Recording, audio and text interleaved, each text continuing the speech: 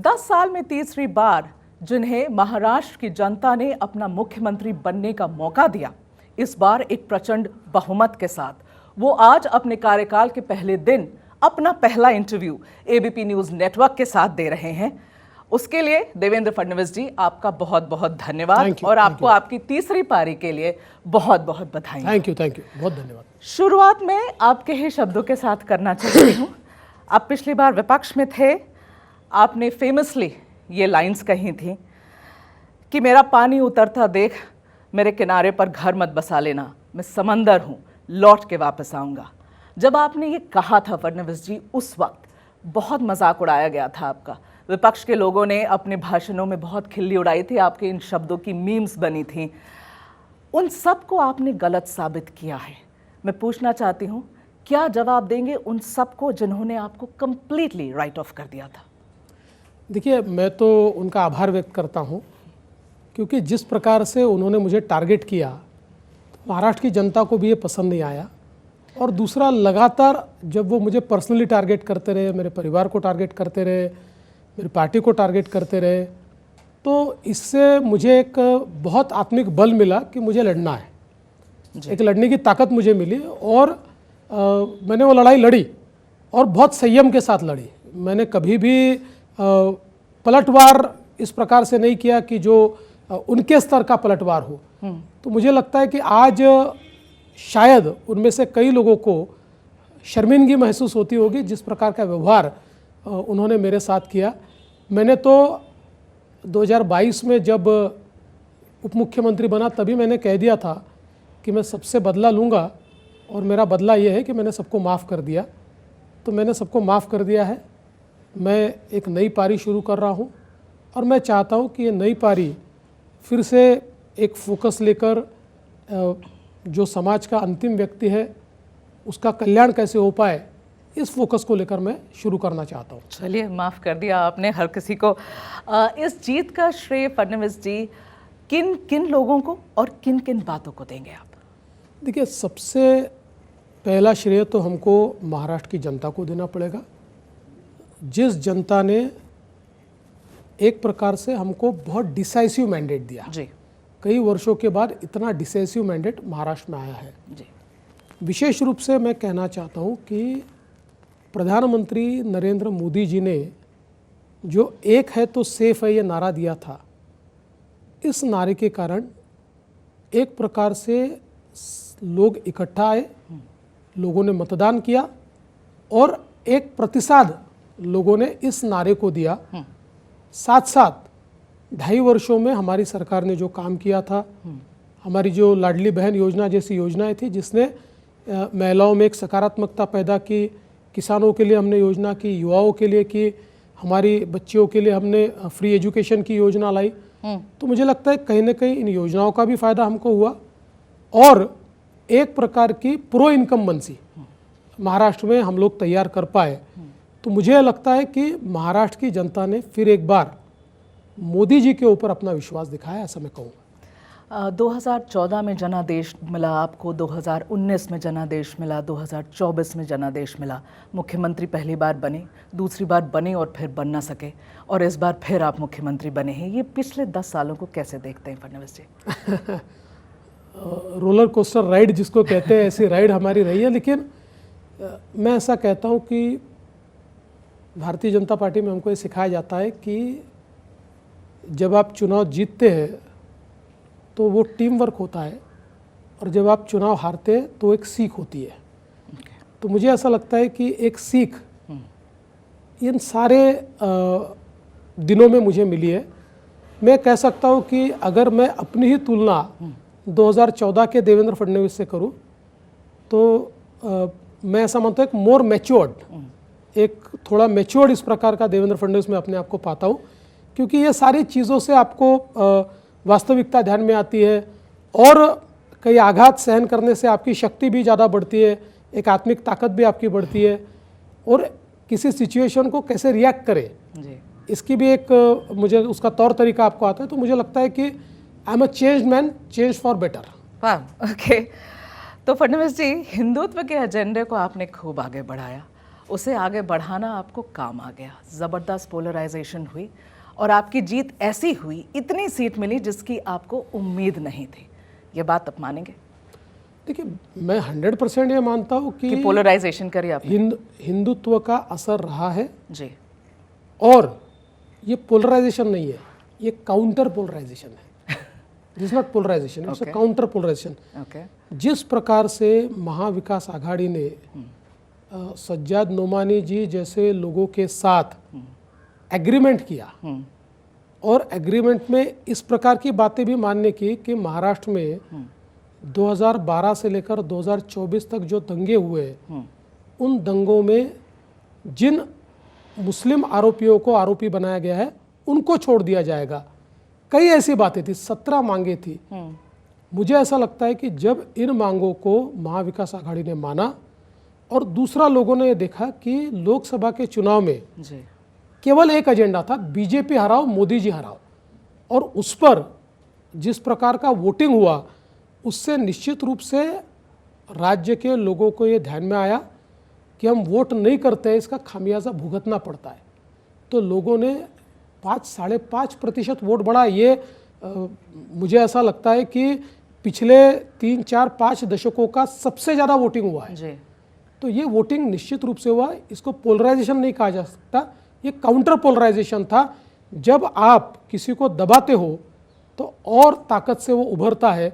उस प्रकार से जो महाराष्ट्र का या देश का हिंदू समाज था उसको जिस प्रकार से दबाने की कोशिश या जिस प्रकार से उसको हतोत्साहित करने की कोशिश ये कांग्रेस ने और उनके नुमाइंदों ने की और लोकसभा में जब लोगों के ध्यान में आया तो निश्चित रूप से लोगों ने एक प्रकार से उसकी रिएक्शन दी है।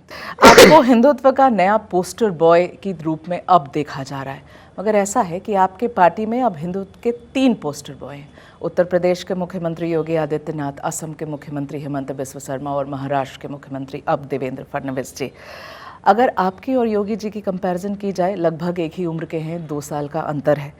आप दोनों बहुत बड़े राज्य संभाल रहे हैं भारतीय जनता पार्टी के लिए। एक राज्य से 80 सीटें, आपसे 48 सीटें। आप दोनों की style of functioning almost same है, ब्यूरोक्रेसी पर बहुत होल्ड है, बहुत आक्रामक हैं आप दोनों, यू वेरी अग्रेसिव। आप दोनों को आरएसएस का बहुत साथ है। क्या ये समझा जाए कि आप जैसे नेता ही भारतीय जनता पार्टी के अब भविष्य हैं?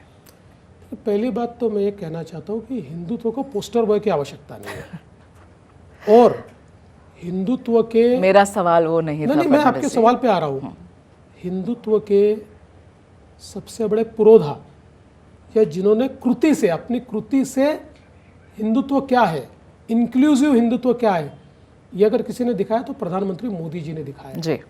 जो भारत की राजनीति में नेताओं को मंदिर जाने में भी अपराध बोध होता था।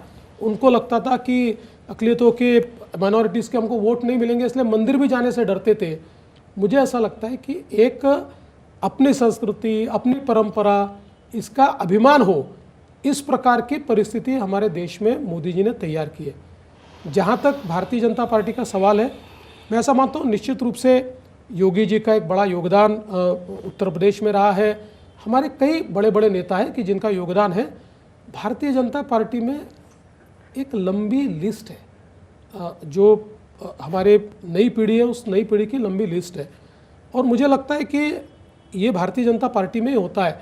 लोग कहते थे अटल जी, आडवाणी जी के बाद क्या होगा, कहते थे जी। लेकिन भारतीय जनता पार्टी ने नेतृत्व तैयार किया।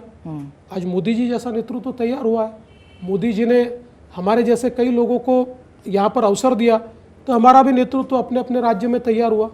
तो एक पद्धति होती है भारतीय जनता पार्टी में जिससे नया नेतृत्व तैयार होता है। और मुझे ऐसा लगता है कि निश्चित रूप से भारतीय जनता पार्टी की एक हमारी पीढ़ी है, हाँ। उस पीढ़ी में हमको काम करने का अवसर मिलता है। मैं ऐसा मानता हूँ सौभाग्यशाली है। उस लिस्ट के बिल्कुल टॉप पर आप और योगी जी हैं? नहीं, मैं कोई टॉप पर नहीं हूँ। मैं ऐसे किसी भी लिस्ट के टॉप पर नहीं हूँ। मैं लिस्ट में कहीं ना कहीं जरूर रहूँगा, नीचे रहूँगा, मैं टॉप पर नहीं हूँ। ठीक है। इस बार नंबर तो बहुत आए हैं आपको, पहली बार ऐसे नंबर्स आपके पास आए हैं, लेकिन आपके जो 2 डीसीएम हैं, 2 अलग अलग पार्टियां आपके साथ अलायंस में हैं, वो भी ज़मीन पर काफ़ी दमदार हैं दोनों पार्टियां। 2.5 साल आपने सरकार चलाई है, आप डीसीएम थे। ऐसी कोई फ्रिक्शन की बात बाहर आई नहीं, लेकिन फडणवीस जी मनमुटाव जो होता है आप लोग के बीच में, हम जैसे लोगों को थोड़ी जानकारी तो रहती है, इसलिए इस बात से मना मत करिएगा कि ऐसा नहीं होता है। आपके अब जो डीसीएम है शिंदे जी, वो 2-3 बातें ऐसे कहते हैं जिसे थोड़े eyebrows, you lift your eyebrows and you wonder कि क्यों ऐसा कहा जाता है। उन्होंने ये कहा कल कि मैं कॉमन मैन सीएम था, अब मैं डीसीएम हूँ, डेडिकेटेड टू कॉमन मैन हूँ। अपनी जगह, अपनी पहचान नहीं छोड़ना चाहते हैं वो। उन्होंने ये भी एक स्टेटमेंट दिया कि पिछले 20 सालों में मेरे जैसा पॉपुलर और दिल में राज करने वाला मुख्यमंत्री कभी हुआ ही नहीं, जिसमें आपके भी 5 साल इन्वॉल्व हैं। It includes your 5 years as the chief minister. ऐसी बातों को कैसे जवाब देते, क्या सोचते हैं आप इस बारे में? मुझे ऐसा लगता है कि शिंदे जी ने अच्छा काम किया है। उनको 2.5 साल मिले, उन 2.5 सालों में हम सब उनके साथ में थे।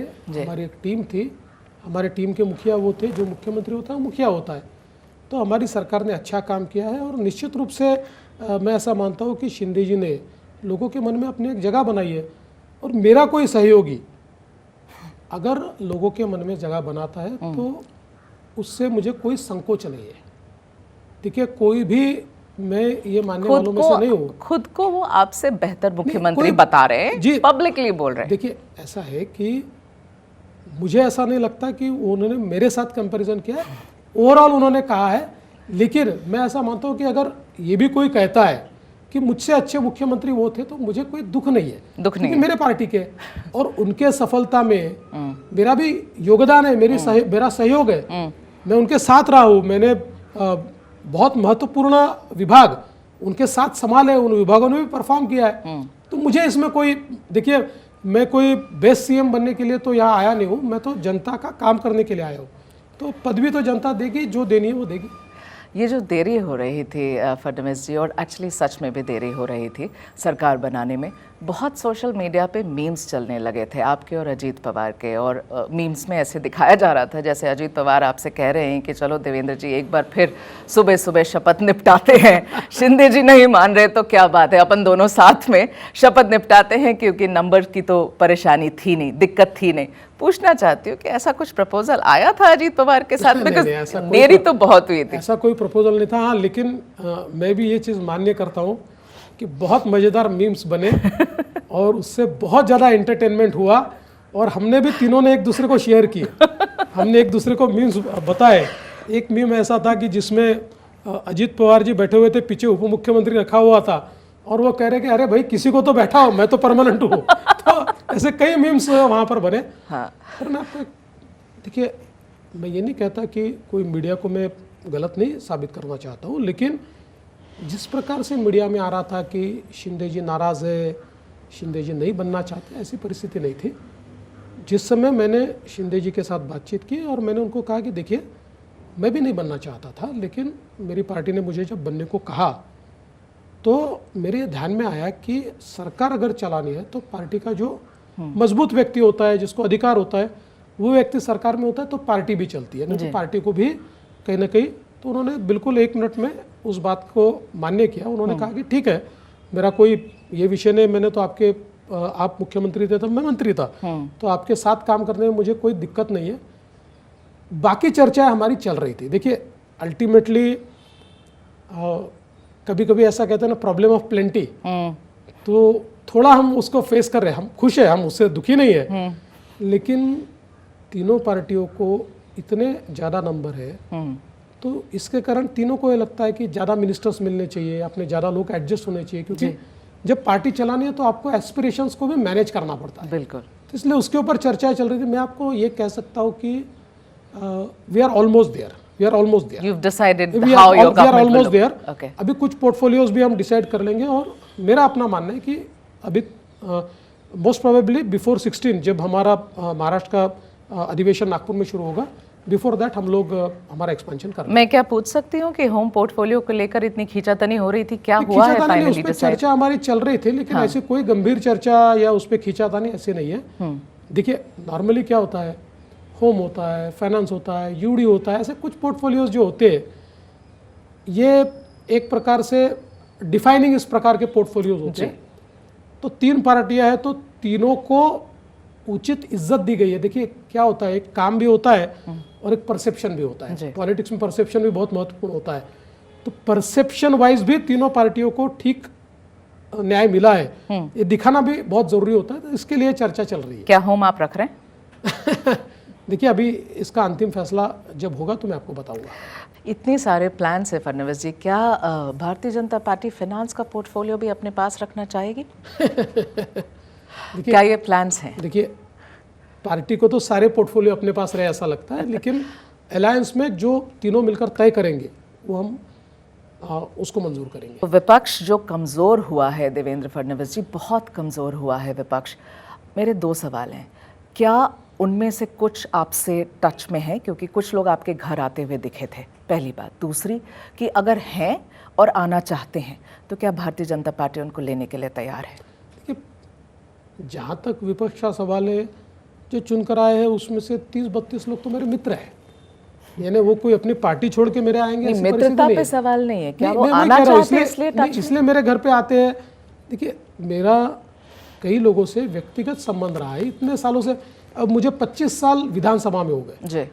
और सभी से मित्रता है। मेरा एक स्वभाव है, जो मेरे पास आता है मैं उसका स्वागत करता हूँ। तो इसलिए अभी कोई हमारा ऐसा प्लान नहीं है कि कोई हम लोग किसी को ले वगैरह, ऐसा कोई प्लान चल नहीं रहा है। अगर कोई आना चाहता है तो अभी की परिस्थिति में हमारे, मुझे ऐसा लगता है कि विधानसभा के कुछ कानून भी है, उसको तोड़कर तो नहीं। पिछले बार पार्टियां आई जी, इसलिए हम ले पाए, जी। इंडिविजुअल्स को थोड़े ले सकते हैं। पर कोशिश कर रहे हैं क्या वो नहीं, आपके पास आने की? कोशिश करने की आवश्यकता ही नहीं है। इतना मैंडेट मिलने के बाद आप नहीं, वो मुझे ऐसा लगता है आपने बहुत जल्दी ये सवाल पूछा है, कुछ दिनों के बाद पूछिए तो बताऊंगा। आपके आगे अभी जो सबसे बड़ा टास्क जो हमें समझ में आता है is the BMC corporation election. उसके अलावा आपके पास 16 कॉरपोरेशन बाय 26 जिला परिषद हैं। यहाँ 2 सवाल, क्या यहाँ महायुति साथ में लड़ेगी इन सारे कॉरपोरेशंस और जिला परिषद में? और क्या आपको लगता है कि यहाँ भी एक बार फिर संघर्ष होगा देवेंद्र फडणवीस जी? क्योंकि ऐसी मैंडेट के बाद बहुत लोग कहेंगे ये डन डील है, ये तो यहाँ भी जीत जाएंगे। आज तक इतने सालों में कॉरपोरेशंस, जिला पंचायत, इनमें सारी पार्टियों का एक नियम है कि वो लोकल यूनिट्स को अधिकार देते हैं। जहाँ लोकल यूनिट को लगता है वहाँ पर अलायंस होता है। आप ये कमिट नहीं करना चाहते कि महायुति साथ में लड़ेगी? नहीं, देखिए, इसलिए कमिट नहीं कर सकते हैं क्योंकि कार्यकर्ताओं का चुनाव है और सभी पार्टियों में एस्पिरेशंस ज़्यादा होते हैं। जी। आप कार्यकर्ता को रोक नहीं सकते हैं, तो इसलिए जहाँ संभव होता है वहाँ अलायंस होता है। हमने किया पिछले समय, जहाँ नहीं हुआ वहाँ हम फ्रेंडली फाइट करते हैं। अच्छा। तो हम लोग प्रयास ये करेंगे कि नीचे के यूनिट्स को भले ही अधिकार मिले, पर अधिकार के साथ साथ हम उनको कहते हैं कि जहाँ तक हो सके आप अलायंस कीजिए। तो कई जगह हो जाता है, कुछ जगह नहीं होता है। Mr. Fadnvis, wishing you all the very best for the next 5 years. Thank you for your time. Thank you.